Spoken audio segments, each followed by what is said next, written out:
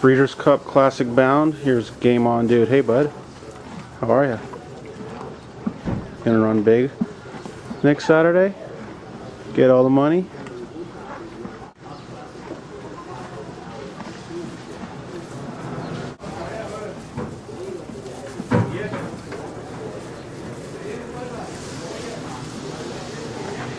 Safe to say that this is the biggest race of your career?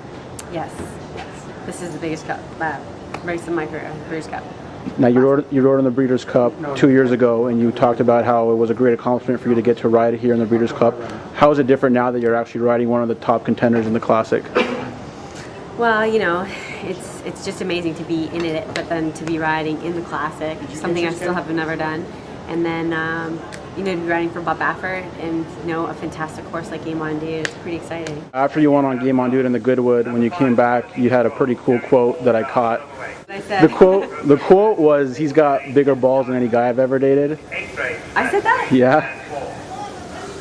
I got it on video. So really? Yeah. We're probably in the heat of the moment, but I mean, it just shows that you have, you know, you have a love for the horse now. I mean, he's taken you to the highest level of the game. So just talk about a little bit about what he means to you. He is, to me, he's what I like about Game On Dude. He's just, you know, he's like a big lab dog. You know, he's so sweet, like a golden retriever. He's loyal, he's beautiful, and he just is so kind to me. And for some reason, it feels like he knows who I am, and it's really interesting. And it makes you feel like you fall in love with them when they do that. But at the same time, he's able to do, like, he reads me, and I want it's business and it's racing. I mean, he's a pit bull. Do you sense that some of the horses respond better to you because you're a female? I don't know why horses respond differently to certain people. I don't know if it's because I'm a female or, you know, I've seen different riders, you know, who act like a female on a horse, who are sensitive and sweet and petting them and talking to horses, which it seems to be more girls do, but those men are very successful, like Mike Smith. I think he's successful with fillies. I mean, he's successful all around, but with fillies because he's got that softer, kind, like very tolerant side to horses. How is the relationship with Mike now, working with him on a daily basis, side by side, every day? You know, it's funny, even though we're in the same room, I have my own section, so I don't see Mike a whole lot, and he's got his own life. But we just, you know, we're totally fine with each other. Do you feel a sense of accomplishment for yourself because you came out here and set out to get to the top level of the game, ride in Breeders' Cup, like you said, get to the big races, and now you're actually going to be there? I feel very proud of myself. I feel, yeah, you know, I think I have so much more still to learn and to grow and to accomplish. But I have to say, like, this is definitely a dream come true.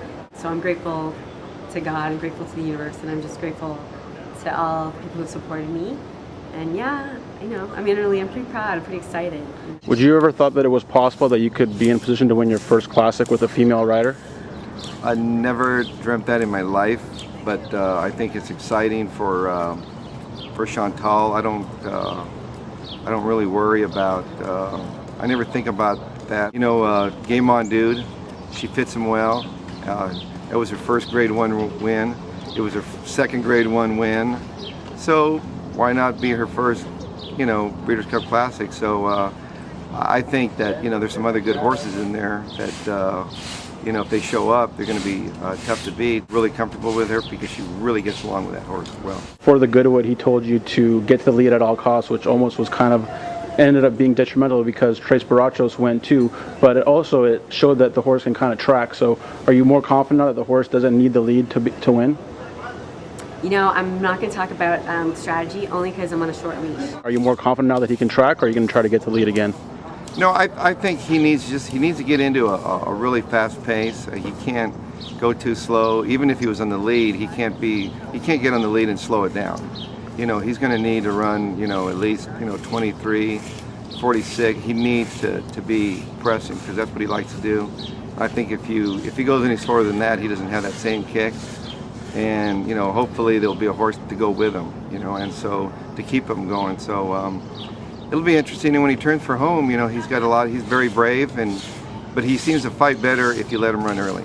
How instrumental was Jill Baffert in you getting the mount on Game On Dude? Jill and I have been really good friends for a long time, but it was up to Bob. I mean, we like to say that maybe Jill, had some input, but this particular day that Bob was making the decision, I think he made it based on it was a weight factor, and I think he believes I'm an accomplished rider, or else he would have never put me on the first place.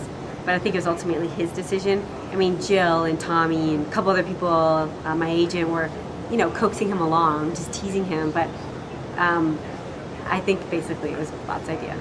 Well, I mean, they're friends, but it was me. I make that call, and I was wanting somebody that could make the weight at the time. I think he was in 115 for the big cap. I thought I had Garrett Gomez, I had Bejarano, and then I decided to run First Dude. Everybody wanted to ride First Dude. I would have gone with a heavier weight if I thought Chantal was, couldn't get the job done, and so she did what I told her to do, and she actually, when she came out in the paddock, she was actually didn't look nervous, and she was surprisingly, and for as sweet, as naive she may come across sometimes, when she gets on there, she's a tough girl, and she's very competitive, and she rode a very smart race and let the horse run, and that's what we were looking for. She's been riding full-time in Southern California for almost a year now. What are your impressions of her as a rider overall? Well, I think when she came in here, she was, she was a good rider. She rode well in Canada, and I think by riding here in Southern California, I think they get much better. I think it's a very tough jockey colony. Why do you think there aren't more female jockeys that are riding? It's a great question why there are not more female jockeys racing, but all I can think is something to do with, women hit their prime at 30, 35 as far as it's time to have a family, settle down, and in most careers, women can have it all, but with horse racing, it's almost next to impossible to have a child and be a rider. You take time off at some point to have the child alone, and then, it's such a dangerous sport that you really, you're risking it. You're making a decision for two people now, or three, or how many kids you have. So I think that's why, you don't see a lot of women in it. But I have to say that the women that are in it, some of them are fantastic riders. Part of the reason you being out here was you wanted to get into the Hollywood business. Can you give us a little bit of an update if that's something that you're still aspiring to do? My real reason to come out here is because I want to be in the British Cup, and I wanted to be riding on all these big races. The perks of being in the new show called Luck, which is coming out, and I was finishing up, doing that reality show Jockeys. It's just it's an added bonus. It's kind of exciting to be able to, I'm not going to ride forever, so I'm looking to my future, and I'm making plans. My plans now are Breeders' Cup, Kentucky Derby, but after this, the long-term plan is a career that has to do with racing or maybe acting, but this seems to be more of an opportunity for me than it has been in Canada. Game On Dude and Martin Garcia getting set to work. 6 furlong. Got a final touches on him this morning. How happy are you with him going into the race? You know what? The track was really nice today. It had a lot of moisture in it, and the horses were getting over it really well. And I just love the way he worked. He was into the bit.